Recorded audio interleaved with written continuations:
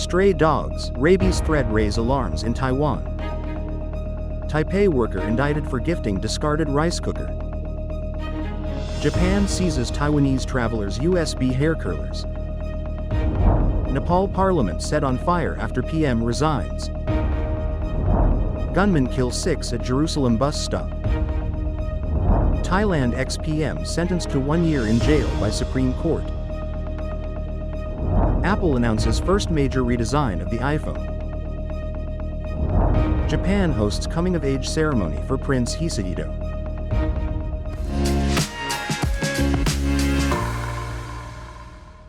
Hello, I'm Johnny. Thank you for joining us on FUNDAY News. It's Thursday, September 11th, Patriot Day, and here are your top stories.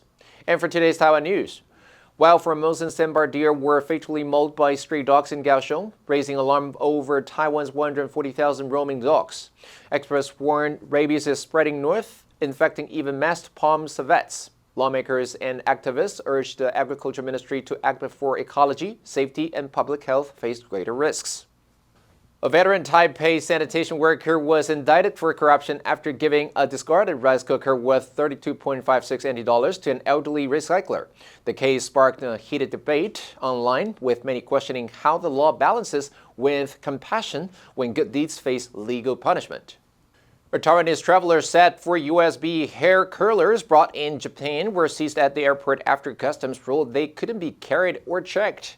Japan's rules ban styling tools with built-in lithium batteries, while removable batteries under 160 watt per hour are allowed in carry-on luggage. In global news, Nepal's army has deployed patrols on the streets of Kathmandu as the Himalayan nation reels from its worst unrest in decades. Fierce protests against corruption and nepotism spiraled further on Tuesday into arson and violence. The prime minister resigned after politicians' homes were vandalized, government buildings were set ablaze, and parliament was stormed and torched. However, the Gen Z groups spearheading the protests have distanced themselves from the destruction, saying the movement has been hijacked by opportunist infiltrators. On Wednesday, the streets of the capital, Kathmandu, appeared calm, but smoke was still rising from burning buildings, and charred vehicles lay on the roads. Nationwide curfews are in place until Thursday morning, with warnings of punishment for anyone involved in violence and vandalism. 27 people have been arrested for their involvement in violence and looting, and 31 firearms have been recovered. The military is attempting to control a volatile situation, with PMKP Sharma Oli's resignation leaving a leadership vacuum. His government's failed attempt to ban social media triggered the demonstrations that left 19 protesters dead in clashes with police on Monday. 2 gunmen opened fire at a Jerusalem bus stop on Monday, killing 6 people and critically injuring 7 others. Police said the shooters, who had been neutralized, attacked at the bus stop, while some Israeli media reported they also boarded a crowded bus and opened fire inside. Israeli Prime Minister Benjamin Netanyahu's office said he was conducting a situation assessment with the heads of his security establishment.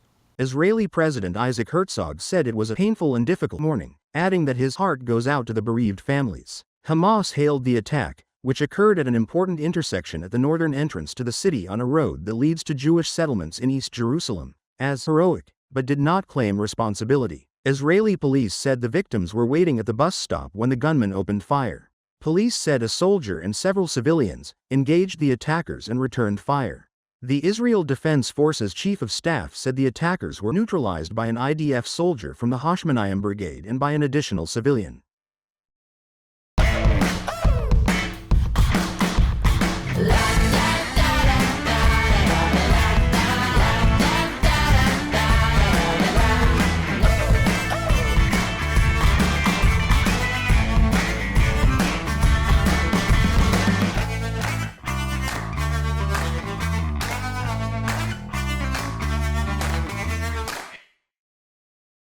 Thailand's Supreme Court on Tuesday ruled that billionaire Thaksin Shinawatra must serve 1 year in jail because his detention in a VIP wing of a hospital instead of prison was unlawful. In another major blow to a powerful family that has dominated politics for 2 decades. The court will take Thaksin into custody. The 5-judge bench said the responsibility for Thaksin's lengthy stay in the hospital did not lie solely with the doctors, and that the polarizing billionaire intentionally prolonged his hospital stay. The power broker is experiencing a period of political reckoning after his daughter and protege, Paetongtarn Shinawatra, was dismissed as prime minister by a court 11 days ago, the sixth premier from or backed by the Shinawatra family to be removed by the judiciary or military. Upon returning from 15 years of self-imposed exile in 2023, Thaksin spent only a few hours in prison before being transferred to a hospital, complaining of heart trouble and chest pains, prompting widespread skepticism and public outrage. His 8-year sentence for conflicts of interest and abuse of power was commuted to 1 year by the king, and Thaksin was released on parole after just 6 months, all of which he spent in the VIP wing of a hospital. Apple announced the first major redesign of the iPhone in years, confirming the launch of a new, thinner model called the iPhone Air. CEO Tim Cook called it the biggest leap ever for iPhone. The announcement was one of several product upgrades revealed during Apple's annual hardware event, which also included improvements to the Apple Watch and AirPods Pro. Apple had teased the event with the phrase "awe-dropping," a nod to the especially high pressure on Apple to impress with its latest devices this year. iPhone sales have been bumpy for years. Apple has fallen behind competitors in artificial intelligence, and the company has been caught in the crosshairs of President Donald Trump's trade wars. During Tuesday's event, Apple appeared to double down on its hardware leadership, highlighting how its new devices could enable AI features without making its Apple Intelligence the star of the show. Analysts were impressed. Still, Apple shares fell about 1.5% following the event, bringing the stock down nearly 4% since the start of the year and suggesting that even a new model may not be enough to wow shareholders. Japan's Prince Hisahito is the first male royal to reach adulthood in 40 years. Many people in Japan worry he could be the last. The elaborate palace rituals held Saturday to formally recognize Hisahito as an adult highlight the bleak outlook for the world's oldest monarchy. The concern stems from its male-only succession policy and dwindling numbers. Hisahito is second in line to the chrysanthemum throne and is likely to become emperor one day. After him, however, there is no one left, leaving the imperial family with a dilemma over whether to reverse a 19th-century ruling that abolished female succession. A freshman at Tsukuba University near Tokyo, Hisahito studies biology and enjoys playing badminton. He is particularly devoted to dragonflies and co-authored an academic paper on a survey of the insects on the grounds of his Akasaka estate in Tokyo. In his debut news conference in March, the prince said he hopes to focus his studies on dragonflies and other insects, including ways to protect bug populations in urban areas. Hisahito's coming-of-age rituals took place a year after he turned 18, reaching legal adulthood. The answer for yesterday was C, glitz. The iPhone 17 launch event was full of glitz, attracting fans and media from around the world. Did you answer correctly?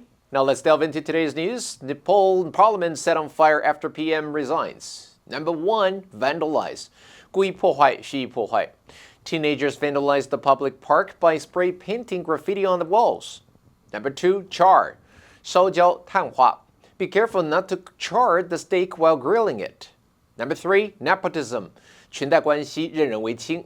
The company was accused of nepotism for hiring the CEO's relatives. Next, we have a multiple choice question for everyone to practice. Which answer would you choose? You can write your answer in the comment section. The correct answer will be announced tomorrow. Each year on Patriot Day, American flags are flown at half-staff to honor and commemorate the lives lost. The U.S. president asks fellow Americans to observe a moment of silence at 8:46 a.m., the time of the first plane collision into the North Tower of the World Trade Center. While the attacks occurred in the USA, the shock and grief they caused were felt across the globe. For this reason, Patriot Day is observed not only in America, but around the world. And that's all for today's FUNDAY News. Be sure to tune into FUNDAY News from Monday to Friday and click the link below to join FUNDAY for free. I'm Johnny Wu, your host. I'll see you next time.